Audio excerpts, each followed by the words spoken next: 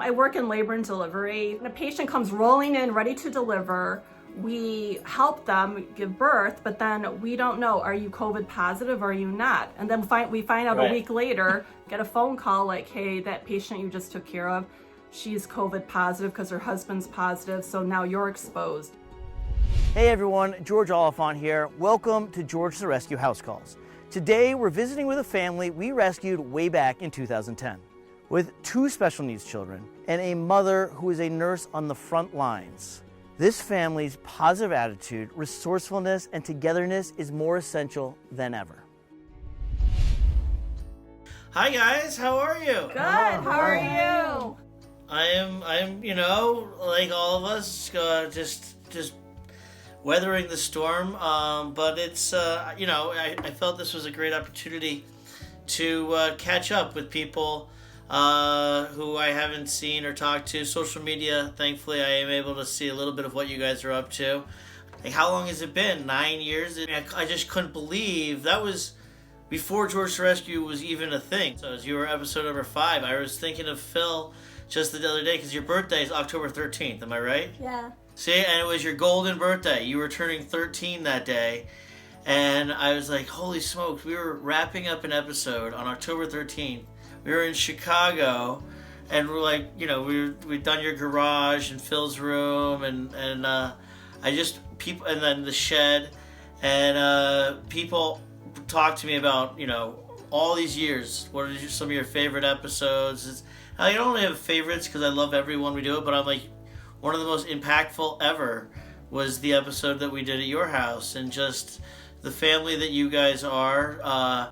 You guys set the bar on what it was to be a family and to embrace this, what life had given you. And it's literally been with me and with the rescue all the way here to season 11. So thank you. God. So you have 11 seasons? Yeah, can you believe it? You were episode 5 and we've done like 125 episodes now. Oh my God. Yeah, right? Woo.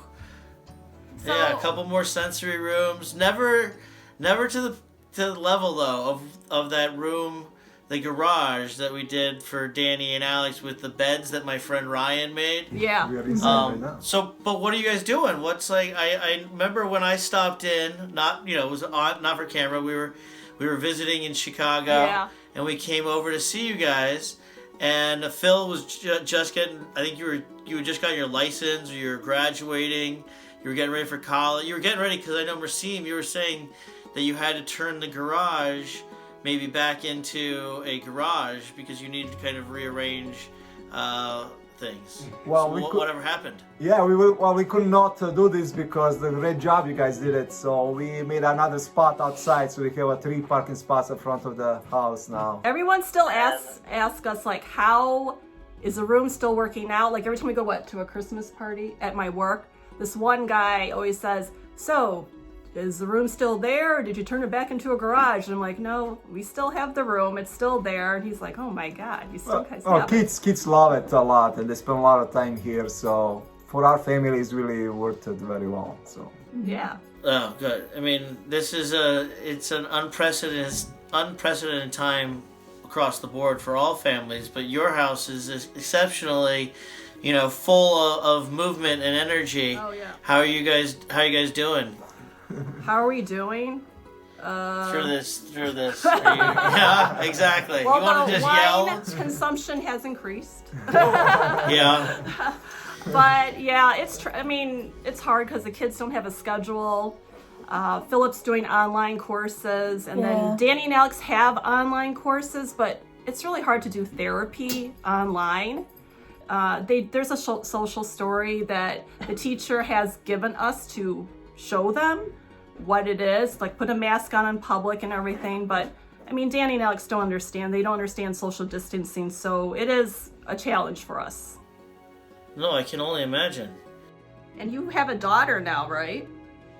Yeah, I know. Came out of nowhere.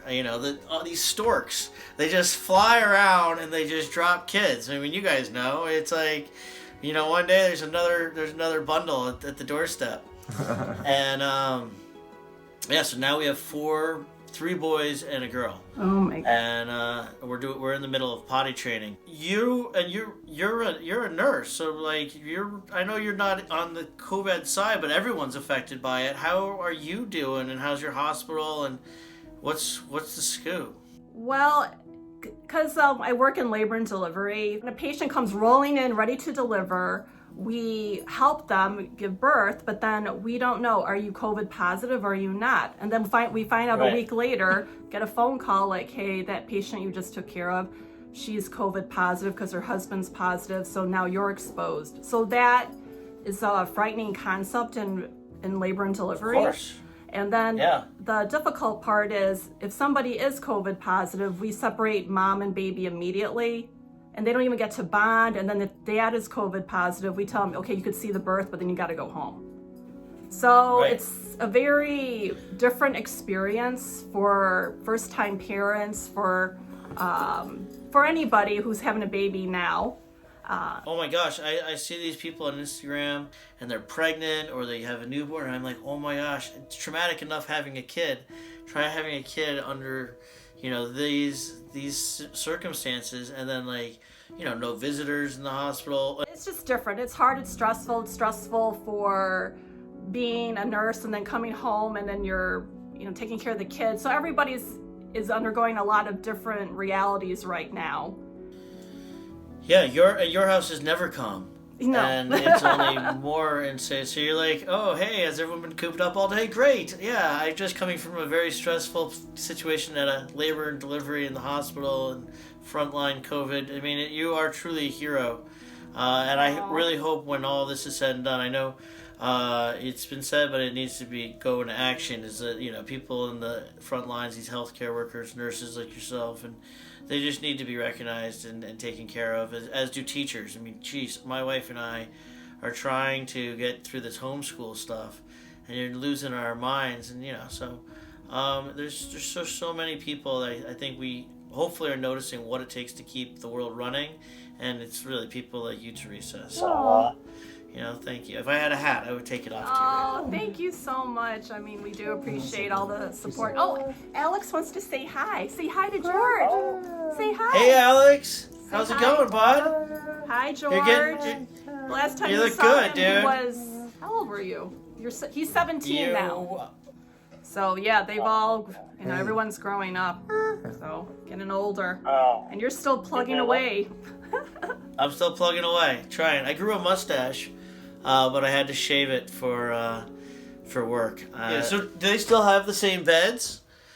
Do they have those headboards still? Yeah, they have the headboards. We still have those, and I still have the platform swing. Also, still have that blue barrel that the kids used to crawl into. Yeah, so Alex likes to sit on top of it. He likes to put himself inside still. So yeah. What about your family in Europe? How are they doing? My mom and dad doing okay, but my brother is a little bit traumatized because he cannot go to the bars anymore, He gotta drink it from home, so this is really tough on him. Well, hey, I had that stuff you gave me, the whatever, the Croatian, moonshine, yeah. And cause you sent it back, and I was supposed to have some with Steve Finucca, and I had it for a while. I think it might still be in the liquor closet. I mean, it's hard to put that stuff down. That's, definitely.